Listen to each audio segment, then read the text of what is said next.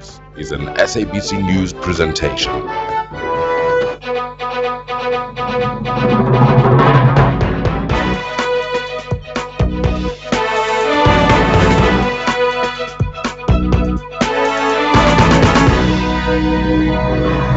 Good morning and welcome to today's edition of A View from the House, coming to you live from our parliamentary studio in Cape Town. I'm Kgalema. In today's program, we cannot bring you that promised interview with Gauteng's chairperson of the Infrastructure Development Committee, Mr. Yogi Boas. Mr. Boas had to cancel because of other commitments, but we still have a range of issues to cover before Parliament adjourns for the winter recess on Friday. One of those issues is a question from Mr. Narend Singh of the IFP to the Deputy President Kgalema Motlanthe in the National Assembly. Mr. Singh had a concern about the relationship between government and political parties in Parliament.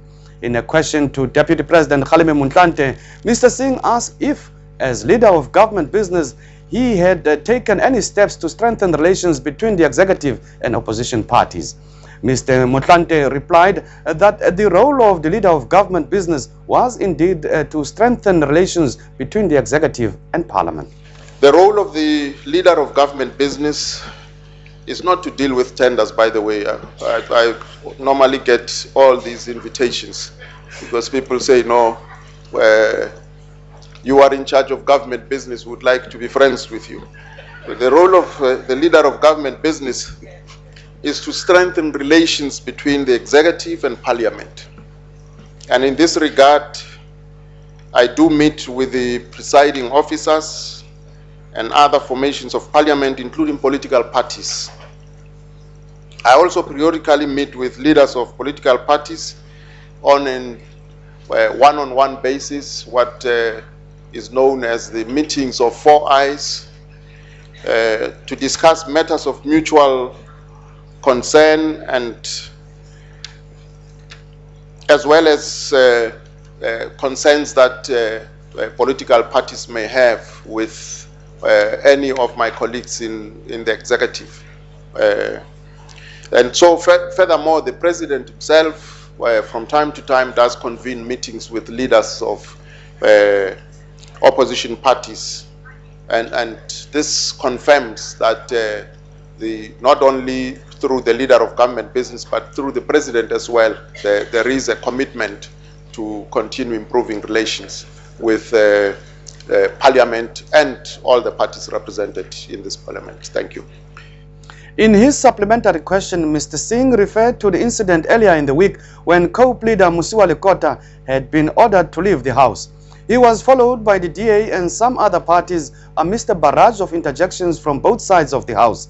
Mr. Singh suggested that meetings between the executive and political parties could help to avoid such incidents. Sometimes these ugly spats and exchanges across the floor and the kind of remarks that are made, people outside, the public who watch Parliament live, people who watch us on live channels, really don't have a good impression of our behavior in Parliament. And I'm not casting aspersions on anyone of any political party.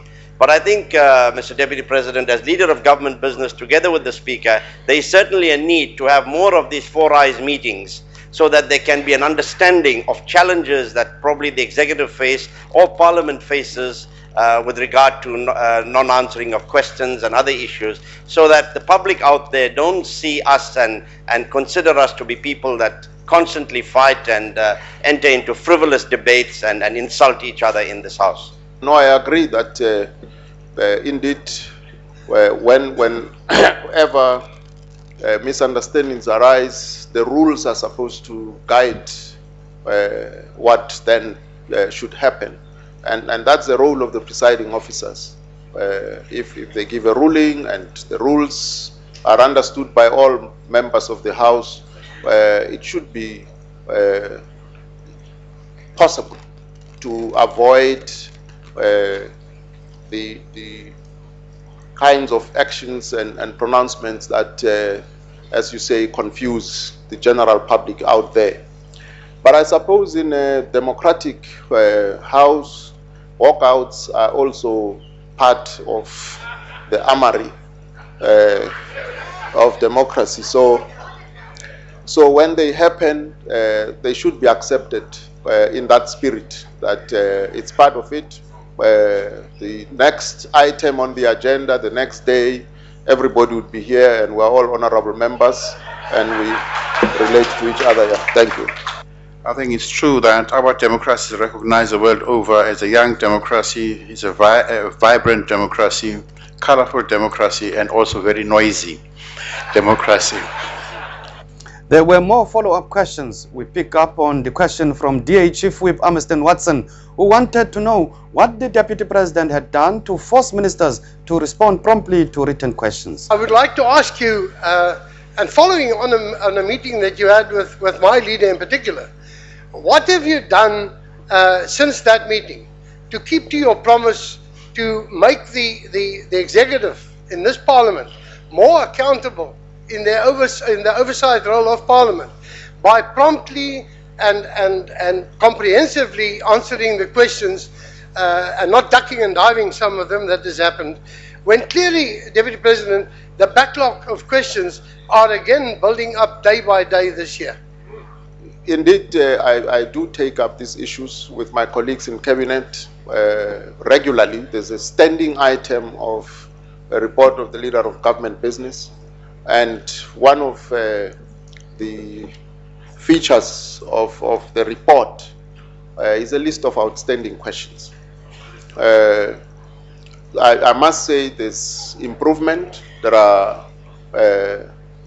ministers who have no outstanding questions. On a fortnight basis as we meet, they've been able to answer all questions. There are those who have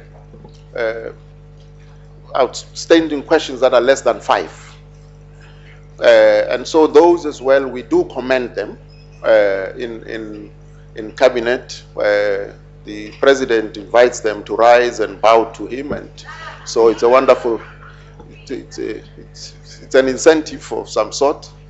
And we say nothing about those who have 6 and above as outstanding questions. The President orders them to stay in their seats, and even threatened that the next time they will have to sit on the floor here. Who is supposed to initiate these kinds of meetings? And we as parties on the opposition and the leaders can initiate, or they are supposed to be initiated only from the presidency's side. That's one. And secondly, and is it possible for the Deputy President to inform us as to how many meetings, and if it's possible that you've managed to convene or maybe have with some of the members of the opposition in particular? Because it's very, very important, and the Honourable Deputy President, for these meetings, because at the end of the day, and we may be sitting on the opposite benches, but fundamentally we're patriots.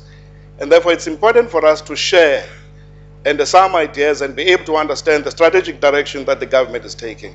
The initiative can come from the leaders of the parties themselves, and also from my office and the office of the President. So either way, it's all in order. My last meeting with the leader of political party was with Honorable Mfundisi as the new leader of the UCDP. That happened last month. I haven't had a meeting with any of the opposition leaders this month at all.